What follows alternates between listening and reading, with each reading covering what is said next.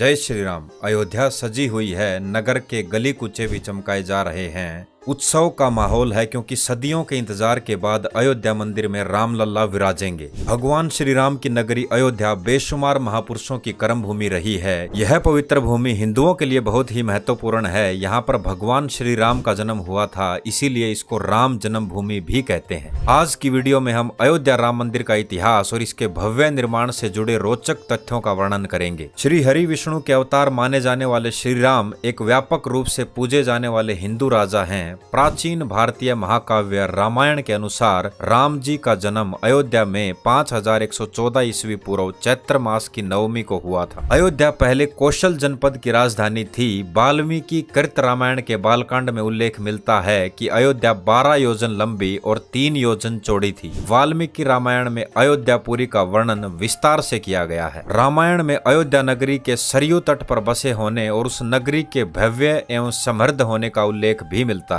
वहां चौड़ी सड़कें और भव्य महल थे, बगीचे और आम के बाग भी थे और साथ ही चौराहों पर लगने वाले बड़े बड़े स्तंभ भी थे। हर व्यक्ति का घर राजमहल जैसा था। इस नगरी में सुंदर, लंबी और चौड़ी सड़कें थी। इंद्र की अमरावती की तरह महाराज दशरथ ने इस पुरी को सजाया था। इसके बाद यह उल्लेख मिलता है कि ईसा के लगभग 100 वर्ष पूर्व उज्जैन के चक्रवर्ती सम्राट विक्रमादित्य एक दिन आखेट करते करते अयोध्या पहुंच गए। विक्रमादित्य को इस भूमि में कुछ चमत्कार दिखाई देने लगे। तब उन्होंने खोज आरंभ की और पास के योगी व संतों की कृपा से उन्हें ज्ञात हुआ कि यह श्री राम की अवध भूमि है। उन संतों के निर्देश से सम्राट ने यहाँ एक भव्य मंदिर के साथ ही कूप, सरोवर और महल आदि बनवाए। कहते हैं कि उन्होंने श्री राम जन्मभूमि पर काले रंग के कसौटी पत्थर वाले 84 स्तंभों पर विशाल मंदिर का निर्माण करवाया था। इस मंदिर की भव्यता देखते ही बनती थी। अंततः 1527-28 में अयोध्या में स्थित भव्य मंदिर को तोड़ दिया गया और उसकी जगह बाबरी ढांचा खड़ा किया गया। कहते हैं कि मुगल साम्राज्य के संस्थापक बाबर के एक सेनापति ने बिहार अभियान के समय अयोध्या में श्री राम के जन्म स्थान पर स्थित प्राचीन और भव्य मंदिर को तोड़कर एक मस्जिद बनवाई थी। बाबरनामा के अनुसार 1528 में अयोध्या पड़ाव के दौरान बाबर ने मस्जिद निर्माण का आदेश दिया था। अगर पुरातात्विक तथ्यों की बात करें तो अगस्त 2003 में पुरातात्विक विभाग के सर्वे में कहा गया कि जहां बाबरी मस्जिद बनी थी वहां मंदिर होने के संकेत मिले हैं। भूमि के अंदर दबे खंबे और अन्य अवशेषों पर अंकित चिन्ह और मिली पाटरी से मंदिर होने के सबूत मिले हैं। इस खुदाई में कितनी ही दीवारें,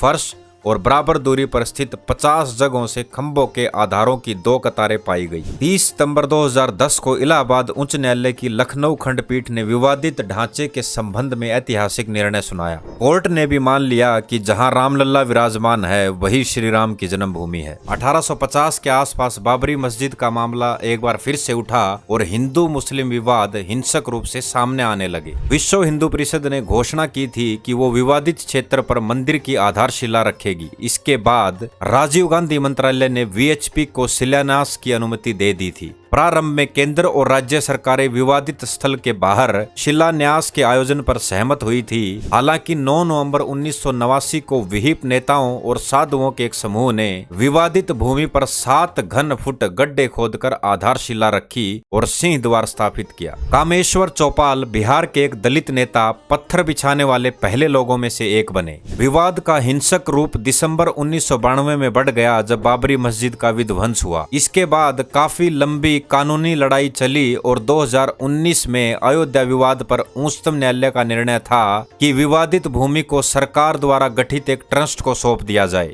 गठित ट्रस्ट श्री राम जन्मभूमि तीर्थ क्षेत्र था। रामलला मंदिर के देवता 1989 के बाद से विवाद के अदालती मामले में मुकदमेबाज थे। उनका प्रतिनिधित्व विहिप के वरिष्ठ नेता त्रिलोकीनाथ पांडे ने किया, जिन्हें रामलला का अगला मानव मित्र भी माना जाता है। राम मंदिर के लिए मूल डिजाइन 1988 में अहमदाबाद के सोमपुरा परिवार द्वारा तैयार किया गया था। सोमपुर कम से कम 15 पीढ़ियों से दुनिया भर के 100 से अधिक मंदिरों के डिजाइन तैयार कर चुका है। राम मंदिर के लिए एक नया डिजाइन मूल डिजाइन से कुछ बदलावों के साथ 2020 में सोमपुर वासियों द्वारा तैयार किया गया था। मंदिर 235 फीट चौड़ा, 360 फीट लंबा और 161 फीट ऊंचा होगा। मंदिर के मुख्य वास्तुकार चंद्रकांत सोमपुरा के साथ उनके 2 बेटे निखिल सोमपुरा और आशीष सोमपुरा भी हैं। जो आर्किटेक्ट हैं। मंदिर की 3 मंजिलें होंगी, जिसमें एक मंजिल की ऊंचाई लगभग 20 फुट है। सोमपुरा परिवार ने राम मंदिर को नागरा शैली की वास्तुकला के बाद बनाया है, जो भारतीय मंदिर वास्तुकला के प्रकारों में से एक है। श्री राम जन्मभूमि तीर्थ क्षेत्र ट्रस्ट ने मार्च 2020 में राम मंदिर के निर्माण का पहला चरण शुरू किया। हालांकि भारत में कोविड-19 महामारी के बाद निर्माण को अस्थायी रूप से स्थगित कर दिया था, जिसको बाद में सुचारू रूप से चालू किया गया। लार्सन एंड टूब्रो ने मंदिर के डिजाइन और निर्माण की निःशुल्क देखरेख करने की पेशकश की और वह इस परियोजना के ठेकेदार भी हैं। केंद्रीय भवन अनुसंधान संस्थान, राष्ट्रीय भूभौतिकीय अनुसंधान संस्थान और भारतीय प्रौद्योगिकी संस्थान जैसे बॉम्बे, गुवाहाटी और मद्रास मिट्टी परीक्षण, कंक्रीट और डिजाइन जैसे क्षेत्रों में सहायता कर रहे हैं। रिपोर्ट सामने आई है कि इसरो ने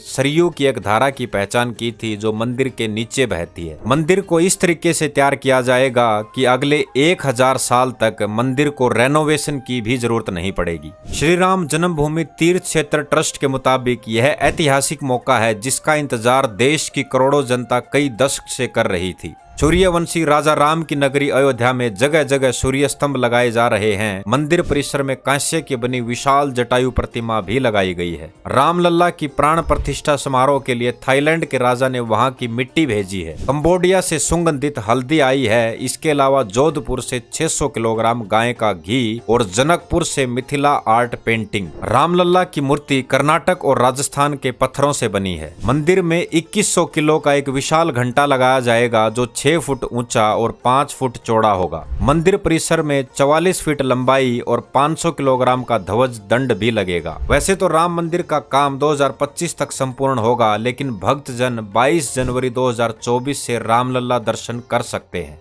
22 जनवरी को जब अयोध्या में प्रभु राम विराजमान हो, अपने घरों में भी श्री राम ज्योति जलाएं, दीपावली मनाएं।